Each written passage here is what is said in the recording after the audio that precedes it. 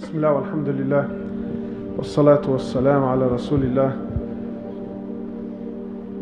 You find that throughout the book of Allah subhanahu wa ta'ala will ask in various places, Allah subhanahu wa ta'ala will ask, and how long did you live on this earth? And it's a very, very interesting question. And always the reply to it, and it's the same reply, is even more interesting than the question itself. Allah subhanahu wa ta'ala asks, and how long did you live on this earth? And mind you, the ummah of Rasulullah sallallahu alayhi wasallam is the ummah that had the shortest lifespan. All the generations that came before Rasulullah sallallahu alayhi wasallam, they had longer lifespans. In fact, there's one particular story, there's one particular narration when one of the prophets was walking through the cemetery. So he sees a woman at a grave and she's excessively crying. So he comes up to her and he says to her, "What is it that's troubled you?" She was crying excessively. She says, "My son, he was only 300 years of age, he passed away." Her son was only 300 years of age. So he says to her, "There will come a generation after us where their whole life will be between 60 to 70 years. So she says to him, "By Allah, if I was from that generation, I would dig up my own grave and spend the 60, 70 years in one prostration." So Allah subhanahu wa ta'ala asks, and how long did you live on this earth for? Various فَاسْأَلِ الْعَادِّينَ, ask those that are counting.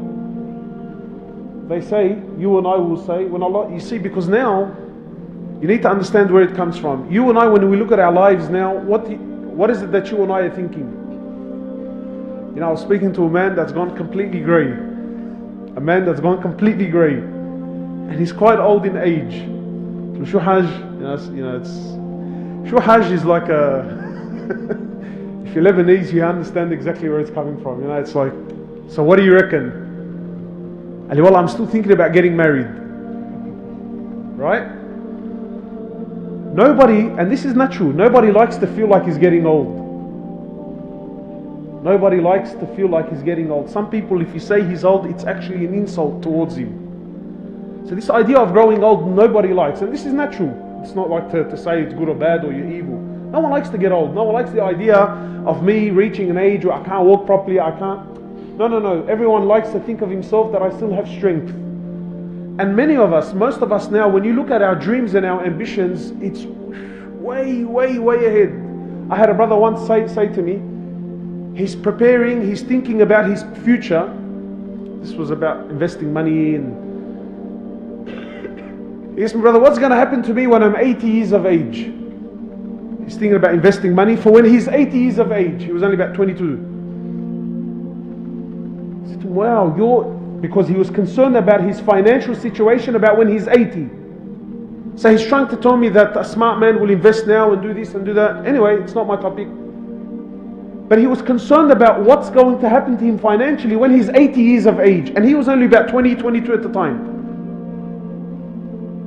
I said, so you have full conviction in your heart that you're going to live to see 80. Now, of course, no one here says, yes, but I'm going to live to see 80. On our tongues, we would never say this because we've been programmed otherwise. But it's the actions that speak out loud. You know, like, the whole idea of getting finance, right? Buying a house on riba. Forget halal, haram, yes, no, forget all of this. The fact that you're signing a contract where you're agreeing to pay off for the next 35 years. So forget halal, haram. The idea that you have conviction in your heart that you're going to what? Yeah, 35 years, easy. Inshallah, by the time I'm 50, 55, my house is paid off. He's 20 when he has this conversation. So most of us, we have hope that we've got a long life. And then I'm going to do lots of things, and I'm going to achieve lots of things as well. That I want to do this and I want to do that. And in fact, even now, especially now within the West, they're promoting this idea of having a wish list, a bucket list, things to do before you die. There's even movies about this now, yeah? Things to do before you die. You have to try this, and you have to go here, and you have to do that, and you have to eat this, and you got. So all of these amazing things you have to do before you die. Every one of us is hopeful, and so Allah subhanahu wa ta'ala poses in the Quran, and He asks in more than one place, and how long did you live on this earth? Always the response is the same. قالوا يوما أو بعد يوم. They said a day, or maybe half a day. Imagine your whole life. Imagine your whole life. When you stand in front of Allah, regardless of how many years, my brothers, it's going to feel so insignificant that when you're asked, and how long did you live on this earth? Your response, it's not like Allah responded on their behalf. No. Their response was, Allah says in the Quran, and their response was that we lived for a day, maybe half a day. So this is our life, my brothers. Really deep down, when it comes to the nitty-gritty, your life is a day or half a day.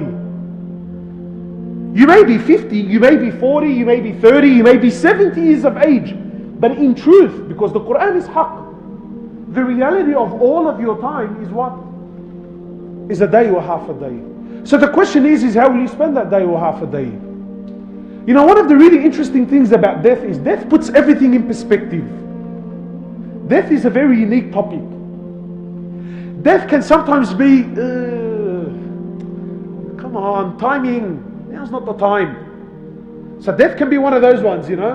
Brother, people are getting married. Really, now's not the time to speak about death. Alright. And death can be, so spot on. Someone's just died, feelings are really... But this topic, death, wallahi, why? Because it puts everything in perspective. Sometimes you'll have people on two extremes of the scale. And today my topic is not about right and wrong. Forget halal, haram, right and wrong. It's just about putting things in perspective. So I'll give you an idea. Yesterday the Shaykh gave an amazing speech. For those of you that were here, he spoke about the Quran. I'm sure he moved something in your heart.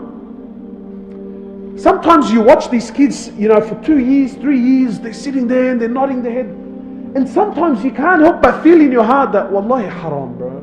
Come on, man. Right? Sometimes you hear about someone that went to study deen, only deen, nothing else. He went to study for 10 years, and so there's a part of you that just thinks, And sometimes you hear about some weird case, you know, where you know, someone prayed his 5 prayers in the masjid for 10 years straight, and you think, this guy had nothing better to do in his life, bro. Didn't you have to work? Didn't you have to travel? Didn't you have to do this, that and the other? And sometimes you hear the extreme opposite. People that left their houses, and just traveled for years on end. People that gave a company 40 years of their life, 40 years.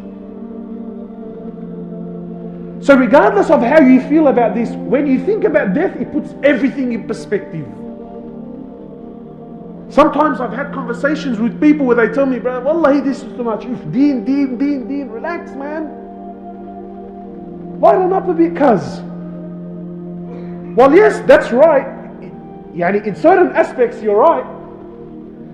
But even the most extreme of people, even the most distant of people, if you were to bring an individual and tell him, my brother, look, you definitely only have 3 days to live. Look what happens when death comes into any topic. Brother, you definitely only have 3 days to live. And see the mindset.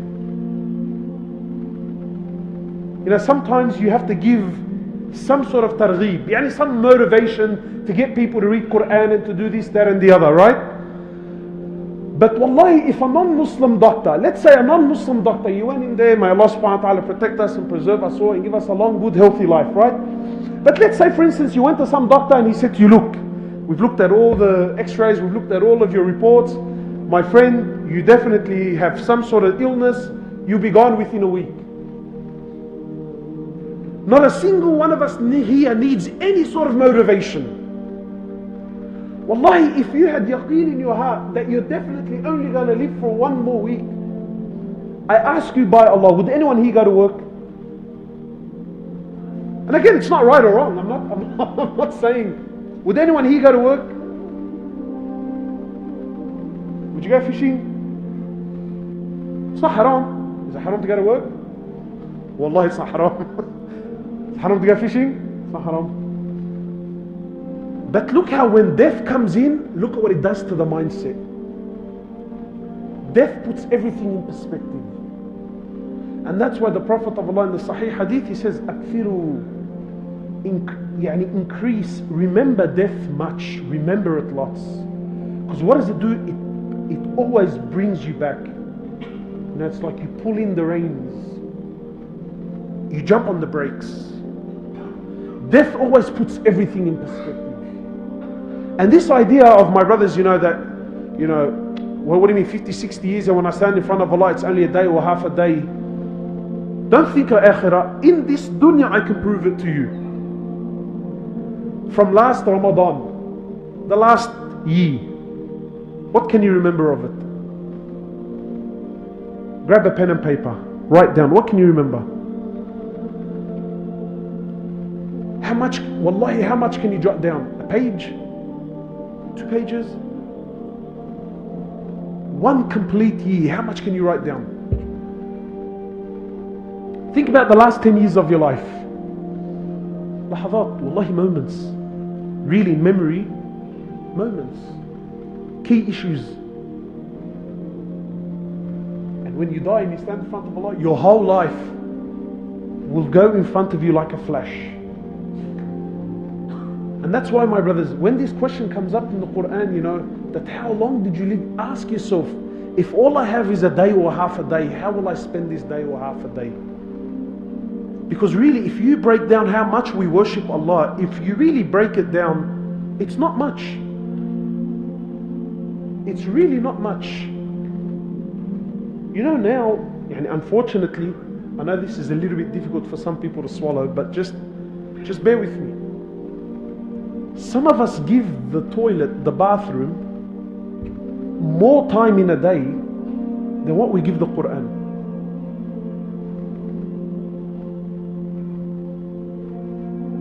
Like, have you ever noticed that? If you notice how much time, forget the toilet, the bathroom, so anything that takes place within the bathroom, right? If you look at how much time you spend in the bathroom, then compare that to how much you read the Quran, or you know what, forget the Quran, any righteous deed. Just the bathroom, you realize how far we are. And now with the phones, sure.